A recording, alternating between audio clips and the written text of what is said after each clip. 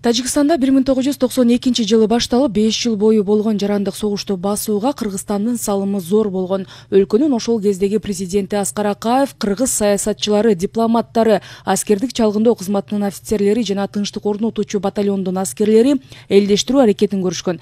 Мындан тышкары расмий Бишкек ошол убакта Кыргызстанда экономика начар болуп, азык-түлүк жетишсиздигине карабастан Тажикстанга саясий, гуманитардык жана моралдык чоң колдоо көрсөткөн. Азап чеккен тажик элине тонналаган буудай жөнөтүп, электр энергиясы менен бекер камсыздап турушкан. Ал жактан келген миңдеген качкындарга башпаанек берилген.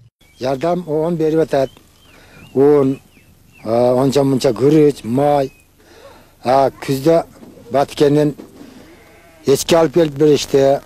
Эскерте кетсек, Советтер Союзу урагандан кийин эле 1992 жылы расмий дүйшөмбүгө каршы оппозиция чыккан. Тажик интеллигенциясынын басымдуу бөлүгү жана диний радикалдар канаты бир уюмга биригип, бийликтеги коммунисттик партия менен тирешүүсү башталып, жарандык согушка алып келген. Бириккен тажик оппозициясынын башында Саид Абдулла Нури турган. Согуш башталганда эле СССРдин мамлекеттик коопсуздук комитетинин ардагери Жумабек Асанкулов башында турган Тажикстандагы кырдаал боюнча топ түзүлүп, Эрик Асаналиев Тажикстанга элчи болгон.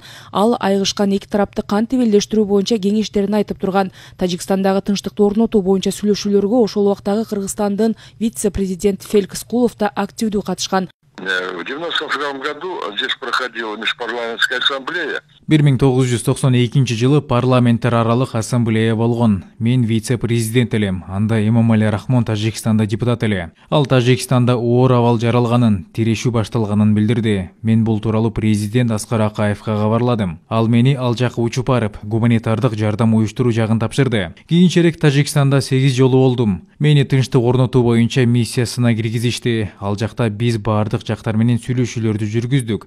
Согуш болуп, Тажикстандын межлисиндеги депутаттардын баары чачырап кетишкен экен. Аларды чогулттук. Биринчи сессиясы өтүп, Эмомали Рахмон Тажикстандын жогорку советинин төрагасы болуп шайланды. Анан эки тараптуу илдештирүү Бишкекте жүрдү. Башкача айтканда, Тажикстандагы кырдаалды турукташтырууга Кыргызстандын салымы чоң болду.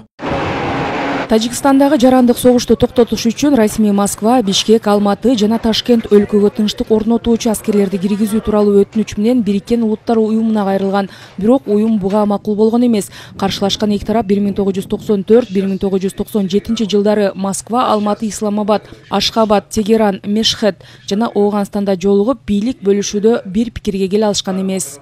1995 жылы Тажикстандын башчысы Эмомали Рахмонго Бишкекте бириккен тажик оппозициясы менен элдешүү жөнүндө сүйлөшүүлөрдү өткөрүүнү сунуштады. Бир жылдан кийин Тажикстандын башчысы Эмомали Рахмондун өтүнүчү боюнча аталган өлкөгө расмий иш сапары менен бардым. Кыргыз Республикасынын делегациясынын коопсуздугун генерал Асанкуловдун тайпасы камсыздаган. Бүгүнкү күндө муну ачыктай берсек болот. Расмий иш сапарга чейин Жумабек Асанкулович жана анын тайпасы тажик оппозициясы менен сүйлөшүп, булардан ок чыгарбоо тууралуу кепилдигин алган. Рахмон Тажикстанга келгениме абдан сүйүнүп, бардык жерде мени коштоп жүрдү. Иш сапарыбыз тажик элинин руханий жактан жаңыдан жаралуусуна чоң дем берди. Мен дүйшөмбүгө барып келгенден кийин постсоветтик аймактагы башка мамлекет башчылары Тажикстанга бара баштады. Жогоруда аталган факторлор 1997 жылы 16-18 майда Бишкекте өткөн сүйлөшүүлөрдө өз жемишин берип, тирешкен эки тараптын элдешүүсүнө алып келди.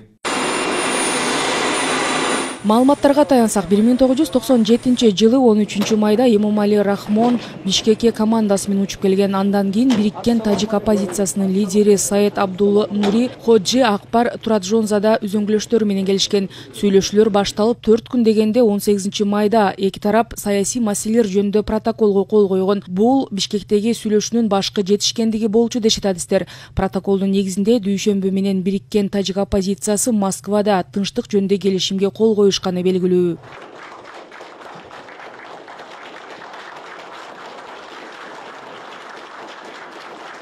1997 жылдын июнь айынын аягында дүйшөмбүдөн Эмомали Рахмон менен Саид Абдулла Нури биргелешип жазган алкыш каты келген. Бул катта 1992 жылдан баштап Кыргызстан Тажикстанга саясий, экономикалык, гуманитардык жана моралдык көмөк көрсөткөнү үчүн ыраазычылыгын билдиришкен. Мындан тышкары Бишкектеги сүйлөшүү расмий дүйшөмбү менен бириккен тажик оппозициясынын ортосундагы чейилишкен башкы саясий маселелерди чечүүдө чоң роль ойноду деп Рахмон менен Нури баса белгилешкен.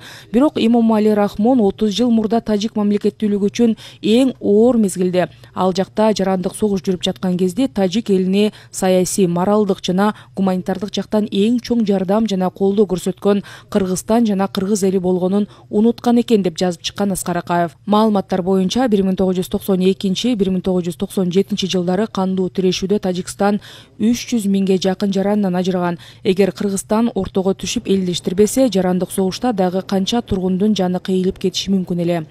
Рахат Жаныбекова, Алмаз Нурманбетов, Ала Тоо 24.